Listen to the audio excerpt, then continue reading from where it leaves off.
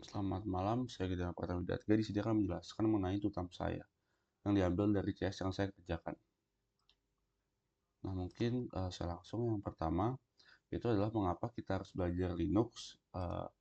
Karena mungkin kenapa kita harus belajar Linux, yaitu di mana Linux ini kan sebuah sistem operasi yang berbasis Unix, yang dominan juga pada server, cloud, computing, maupun juga embedded system. Nah, menurut saya itu penguasaan Linux itu di sini akan membantu kita untuk meningkatkan kompetensi kita, baik itu dalam keamanan sistem, contohnya otomasi, dan juga beberapa pemrograman di tingkat sistem yang lebih tinggi. Nah, Linux itu juga menurut saya adalah sebuah sifatnya itu open source, sehingga di sini akan memungkinkan pemahaman yang mendalam terhadap sebuah arsitektur kernel, manajemen proses, dan juga misalkan kontrol akses. Nah, dan juga konsep atau literasi kita mengenai Linux ini terkadang itu menjadi salah satu hal penting untuk DevOps, lalu juga ada bisa untuk cyber security, dan juga rekayasa perangkat lunak yang berbasis server. Nah, itu makanya menurut saya kita perlu belajar Linux. Nah, yang kedua ini mengapa kita menggunakan terminal. Nah, mungkin kenapa kita menggunakan terminal, yang pertama itu kita perlu tahu bahwa terminal itu digunakan karena yang pertama itu memberikan sebuah kontrol langsung terhadap sistem melalui command line interface. Nah, selain itu juga terminal itu juga lebih efisien dan cepat untuk eksekusi perintah yang berulang dan juga mendukung juga otomasi melalui scripting.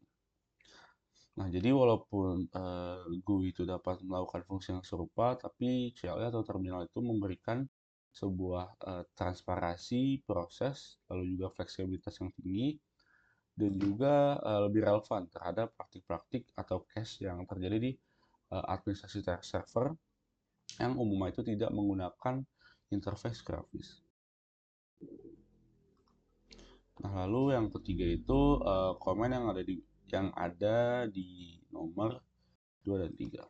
Nah, komen yang nomor 2 dan 3 itu pertama itu ada CD. Nah, CD itu fungsinya untuk berpindah direktori, lalu ada touch itu untuk membuat file kosong, lalu ada ls ini untuk menampilkan daftar file dan juga direktori. Lalu juga ada nano. Nah, nano ini untuk atau ini adalah editor teks yang berbasis di terminal.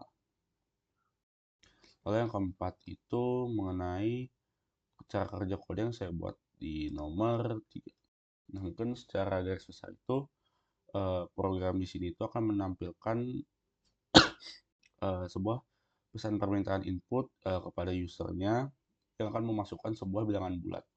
Nanti itu akan disimpan di variabel n, lalu nilai tersebut itu akan dibaca menggunakan scanf dan disimpan ke alamat memori itu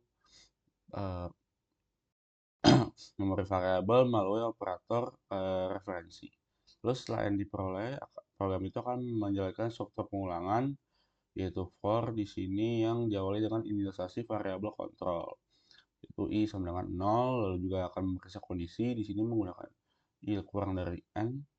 Jadi selama kondisi tersebut benar, maka program akan mencetak seperti ini, yaitu gedirama underscore mpm saya underscore os1. Nah, ketika itu sudah akan menambahkan baris baru, lalu meningkatkan nilai i sebesar 1. Nah, proses ini tuh akan berulang hingga nilai i itu tidak lagi memenuhi kondisi yang itu ketika sudah mencapai n. Nah, setelah pengulangan selesai, program akan mengembalikan nilai 0 sebagai tanda bahwa eksekusi itu berjalan atau berakhir tanpa sebuah kesalahan. Nah, jadi mungkin sekian dari penjelasan saya untuk tutam. Sekian dan terima kasih.